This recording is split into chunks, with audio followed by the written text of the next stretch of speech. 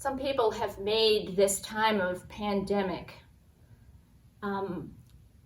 they likened it to 9/11. Well, we all know where we were when the airplanes crashed in New York City and down in Washington, D.C. and in Pennsylvania.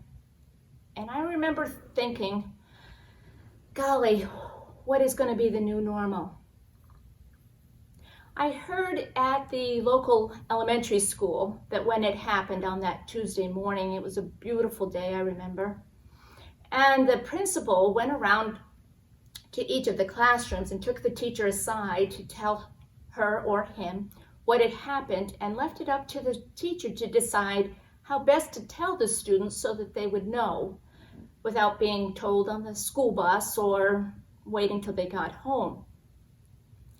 And one teacher, she taught first grade.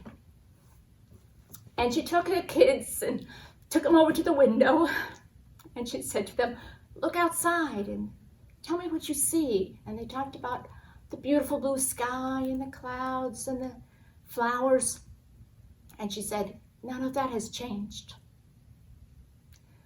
Remember that. What has changed in our life? A lot has changed, but a lot of it hasn't changed. And I find that we're looking more toward things that are important in our lives. And some of the things that we think of that are important, we might not have listed as important.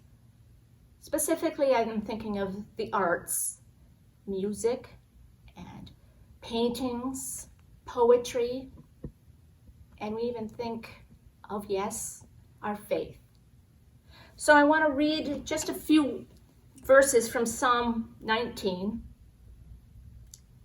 The psalmist says, the heavens are telling the glory of God, and the firmament proclaims his handiwork. Day to day pours forth speech, and night to night declares knowledge. There is no speech, nor are there words. Their voice is not heard, yet their voice goes out through all the earth, and their words to the end of the world. In the heavens, God has sent a tent for the sun, which comes out like a bridegroom from his wedding canopy. And like a strong man runs its course with joy. Its rising is from the end of the heavens, and its circuit to the end of them, and nothing is hid from its heat. Many things are staying the same. And I found this poem, which I'd like to close with. It's called In the Time of Quiet, written by Philippa Atkin. And she writes, no one's told the daffodils about the pause to spring. No one's told the birds to roost and asked them not to sing. No one's asked the lazy bee to cease his bumbling round. And no one's stopped the bright green shoots emerging through the ground. No one's told the sap to rest deep within the wood and stopped the sleepy trees from waking, wreathed about in bud.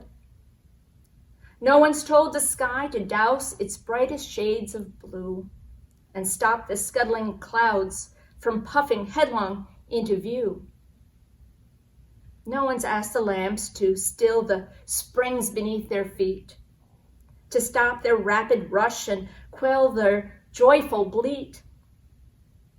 No one's told the stream to halt its gurgle or its flow and warn the playful breezes not to gust and blow. No one's asked the raindrops not to fall upon the earth and fail to quench the soil in the season of rebirth. No one's locked the sun down or dimmed the shimmer of the moon.